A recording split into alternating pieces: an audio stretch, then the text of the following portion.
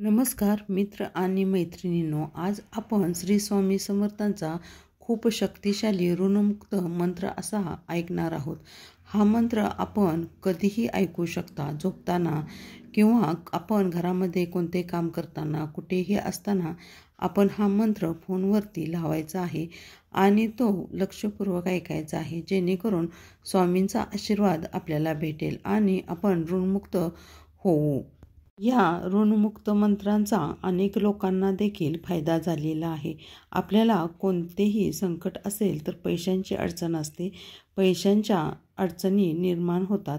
या पैशाच्या अडचणी दूर होण्यासाठी हा मंत्र खूप प्रभावशाली आहे. हा मंत्र आपण 108 वेळा नक्की ऐकावा, जेणेकरून आपल्याला याचा नक्की फायदा होईल. आपण नित्यनेमित हा मंत्र ऐकल्याने आपले सर्व इच्छा पूर्ण होतात, ऋणमुक्त आपण होतो आणि स्वामींचा आशीर्वाद आपल्याला प्राप्त होतो.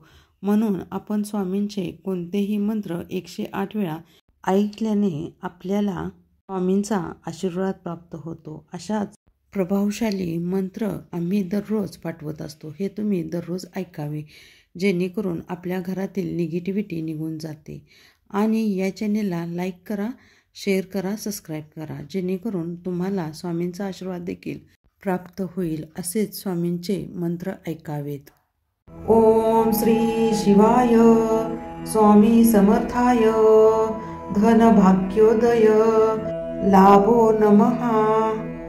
ओम श्री शिवाय स्वामी समर्थाय धन भाग्योदय लाभो नमः.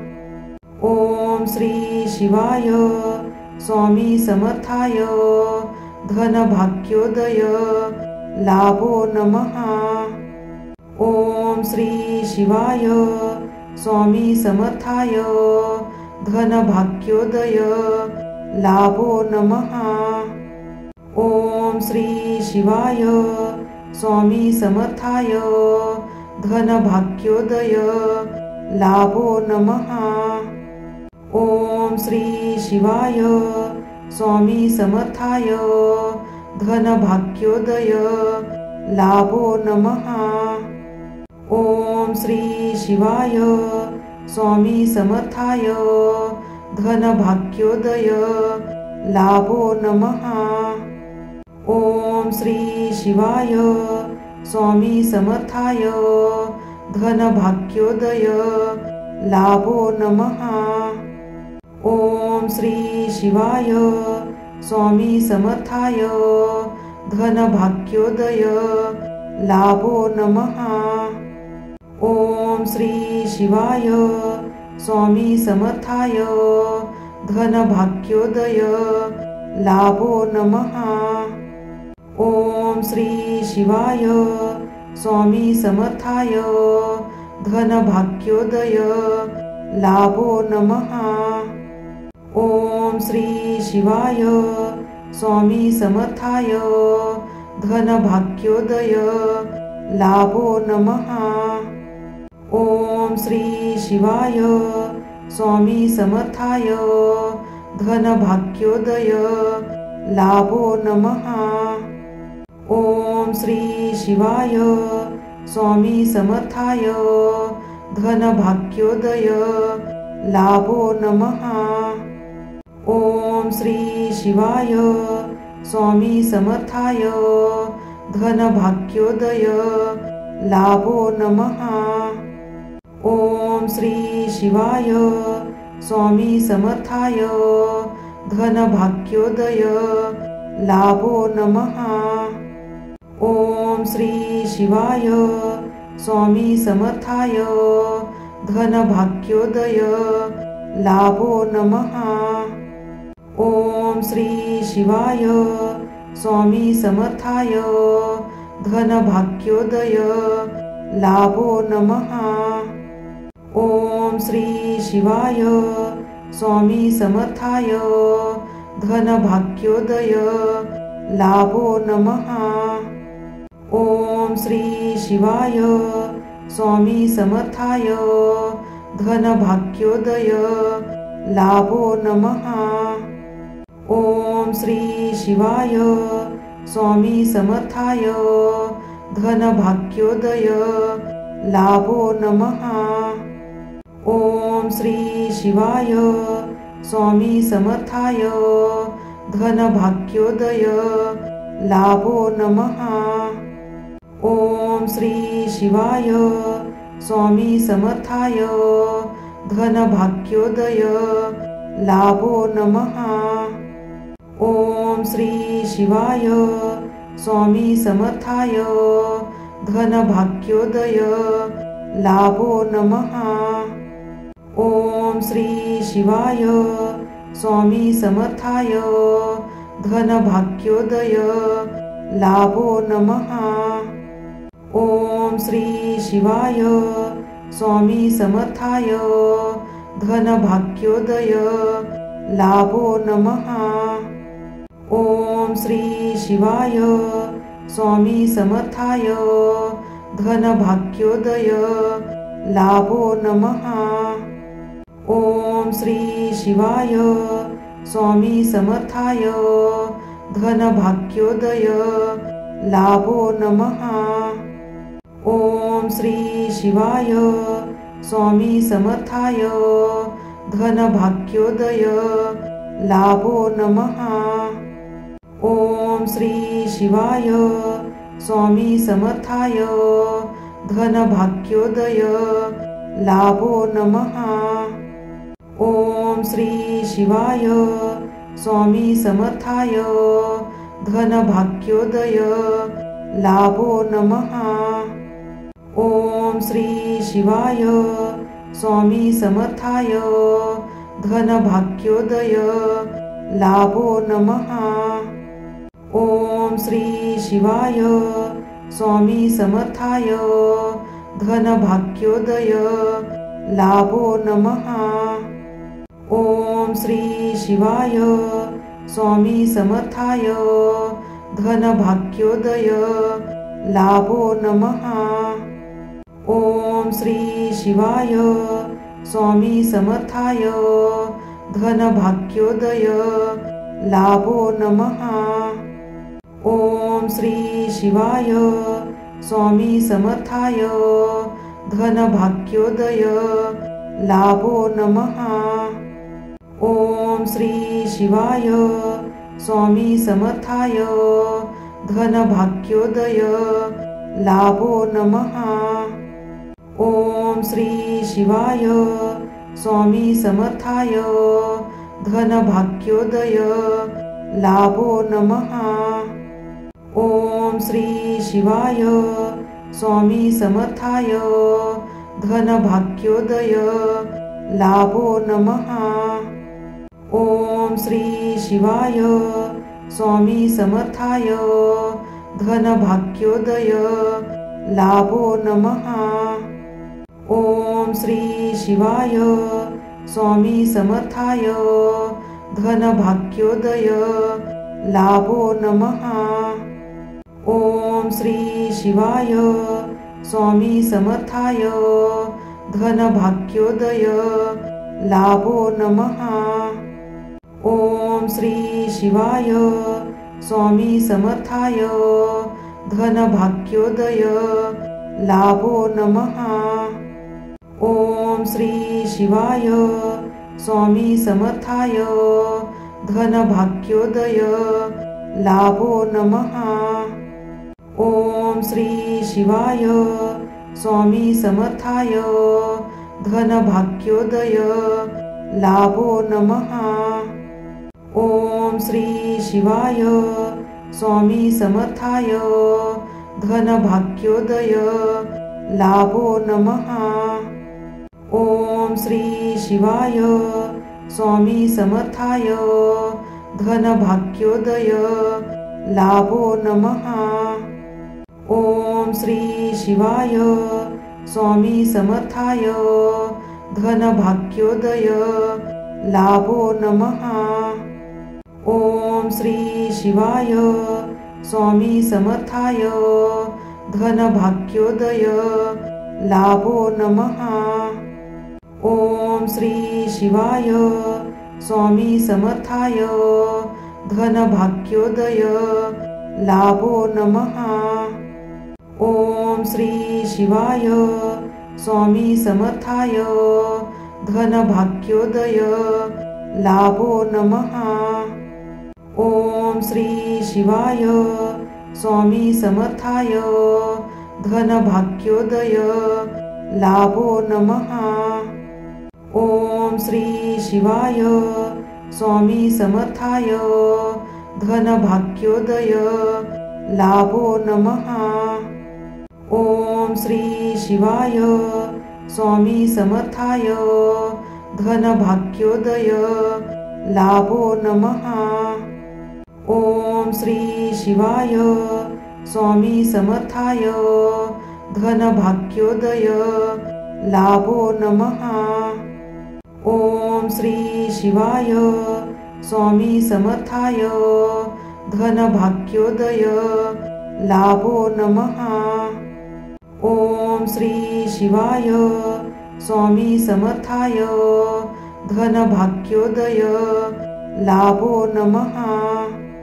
ओम श्री शिवाय स्वामी समर्थाय धनभाग्योदय लाभो नमः।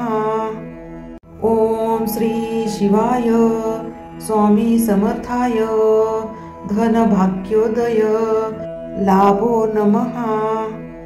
ओम श्री शिवाय स्वामी समर्थाय धनभाग्योदय लाभो नमः। ओम श्री शिवाय स्वामी समर्थाय धनभाग्योदय लाभो नमः। ओम श्री शिवाय स्वामी समर्थाय धनभाग्योदय लाभो नमः। ओम श्री शिवाय स्वामी समर्थाय धनभाग्योदय लाभो नमः। ओम श्री शिवाय स्वामी समर्थाय धनभाग्योदय लाभो नमः। ओम श्री शिवाय स्वामी समर्थाय धनभाग्योदय लाभो नमः। ओम श्री शिवाय स्वामी समर्थाय धनभाग्योदय लाभो नमः। ओम श्री शिवाय स्वामी समर्थाय धनभाग्योदय लाभो नमः। ओम श्री शिवाय स्वामी समर्थाय धनभाग्योदय लाभो नमः। ओम श्री शिवाय स्वामी समर्थाय धनभाग्योदय लाभो नमः। ओम श्री शिवाय स्वामी समर्थाय धनभाग्योदय लाभो नमः। ओम श्री शिवाय स्वामी समर्थाय धनभाग्योदय लाभो नमः। ओम श्री शिवाय स्वामी समर्थाय धनभाग्योदय लाभो नमः। ओम श्री शिवाय स्वामी समर्थाय धनभाग्योदय लाभो नमः। ओम श्री शिवाय स्वामी समर्थाय धनभाग्योदय लाभो नमः। ओम श्री शिवाय स्वामी समर्थाय धनभाग्योदय लाभो नमः। ओम श्री शिवाय स्वामी समर्थाय धनभाग्योदय लाभो नमः। ओम श्री शिवाय स्वामी समर्थाय धनभाग्योदय लाभो नमः। ओम श्री शिवाय स्वामी समर्थाय धनभाग्योदय लाभो नमः। ओम श्री शिवाय स्वामी समर्थाय धनभाग्योदय लाभो नमः। ओम श्री शिवाय स्वामी समर्थाय धनभाग्योदय लाभो नमः। ओम श्री शिवाय स्वामी समर्थाय धनभाग्योदय लाभो नमः। ओम श्री शिवाय स्वामी समर्थाय धनभाग्योदय लाभो नमः। ओम श्री शिवाय स्वामी समर्थाय धनभाग्योदय लाभो नमः। ओम श्री शिवाय स्वामी समर्थाय धनभाग्योदय लाभो नमः।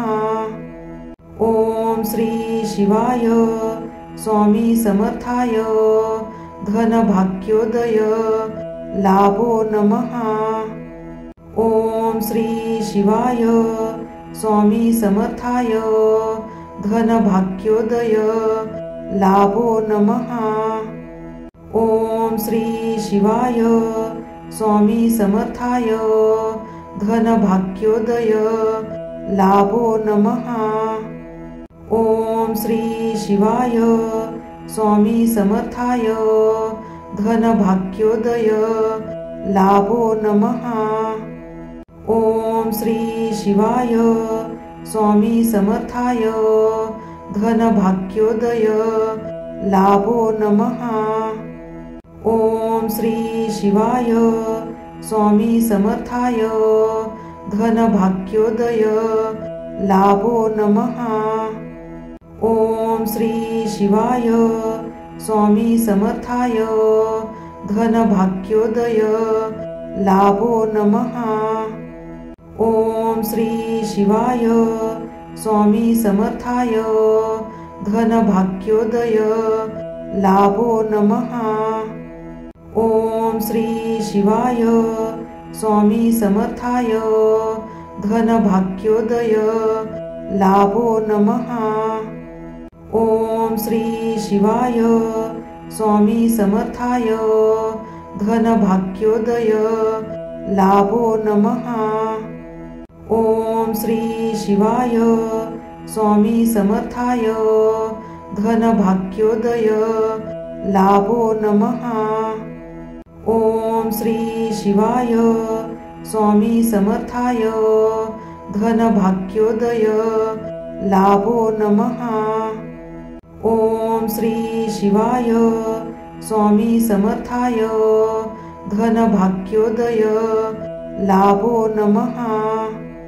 ओम श्री शिवाय स्वामी समर्थाय धनभाग्योदय लाभो नमः। ओम श्री शिवाय स्वामी समर्थाय धनभाग्योदय लाभो नमः। ओम श्री शिवाय स्वामी समर्थाय धनभाग्योदय लाभो नमः। ओम श्री शिवाय स्वामी समर्थाय धनभाग्योदय लाभो नमः। ओम श्री शिवाय स्वामी समर्थाय धनभाग्योदय लाभो नमः। ओम श्री शिवाय स्वामी समर्थाय धनभाग्योदय लाभो नमः। ओम श्री शिवाय स्वामी समर्थाय धनभाग्योदय लाभो नमः। ओम श्री शिवाय स्वामी समर्थाय धनभाग्योदय लाभो नमः।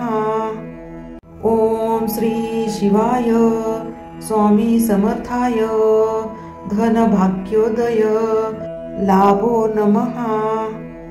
ओम श्री शिवाय स्वामी समर्थाय धनभाग्योदय लाभो नमः। ओम श्री शिवाय स्वामी समर्थाय धनभाग्योदय लाभो नमः। ओम श्री शिवाय स्वामी समर्थाय धनभाग्योदय लाभो नमः। ओम श्री शिवाय स्वामी समर्थाय धनभाग्योदय लाभो नमः। ओम श्री शिवाय स्वामी समर्थाय धनभाग्योदय लाभो नमः। ओम श्री शिवाय स्वामी समर्थाय धनभाग्योदय लाभो नमः। ओम श्री शिवाय स्वामी समर्थाय धनभाग्योदय लाभो नमः।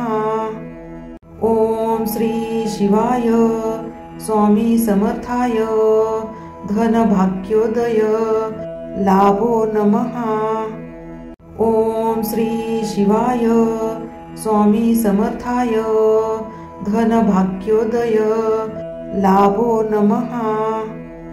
ओम श्री शिवाय स्वामी समर्थाय धनभाग्योदय लाभो नमः। ओम श्री शिवाय स्वामी समर्थाय धनभाग्योदय लाभो नमः। ओम श्री शिवाय स्वामी समर्थाय धनभाग्योदय लाभो नमः। ओम श्री शिवाय स्वामी समर्थाय धनभाग्योदय लाभो नमः। ओम श्री शिवाय स्वामी समर्थाय धनभाग्योदय लाभो नमः। ओम श्री शिवाय स्वामी समर्थाय धनभाग्योदय लाभो नमः। ओम श्री शिवाय स्वामी समर्थाय धनभाग्योदय लाभो नमः। ओम श्री शिवाय स्वामी समर्थाय धनभाग्योदय लाभो नमः। ओम श्री शिवाय स्वामी समर्थाय धनभाग्योदय लाभो नमः। ओम श्री शिवाय स्वामी समर्थाय धनभाग्योदय लाभो नमः। ओम श्री शिवाय स्वामी समर्थाय धनभाग्योदय लाभो नमः। ओम श्री शिवाय स्वामी समर्थाय धनभाग्योदय लाभो नमः। ओम श्री शिवाय स्वामी समर्थाय धनभाग्योदय लाभो नमः। ओम श्री शिवाय स्वामी समर्थाय धनभाग्योदय लाभो नमः। ओम श्री शिवाय स्वामी समर्थाय धनभाग्योदय लाभो नमः। ओम श्री शिवाय स्वामी समर्थाय धनभाग्योदय लाभो नमः। ओम श्री शिवाय स्वामी समर्थाय धनभाग्योदय लाभो नमः। ओम श्री शिवाय स्वामी समर्थाय धनभाग्योदय लाभो नमः। ओम श्री शिवाय स्वामी समर्थाय धनभाग्योदय लाभो नमः। ओम श्री शिवाय स्वामी समर्थाय धनभाग्योदय लाभो नमः। ओम श्री शिवाय स्वामी समर्थाय धनभाग्योदय लाभो नमः।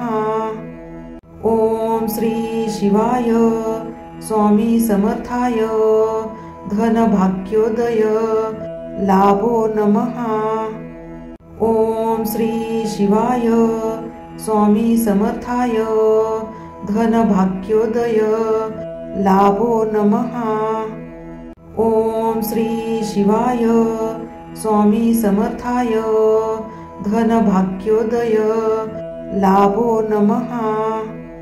ओम श्री शिवाय स्वामी समर्थाय धनभाग्योदय लाभो नमः। ओम श्री शिवाय स्वामी समर्थाय धनभाग्योदय लाभो नमः। ओम श्री शिवाय स्वामी समर्थाय धनभाग्योदय लाभो नमः। ओम श्री शिवाय स्वामी समर्थाय धनभाग्योदय लाभो नमः।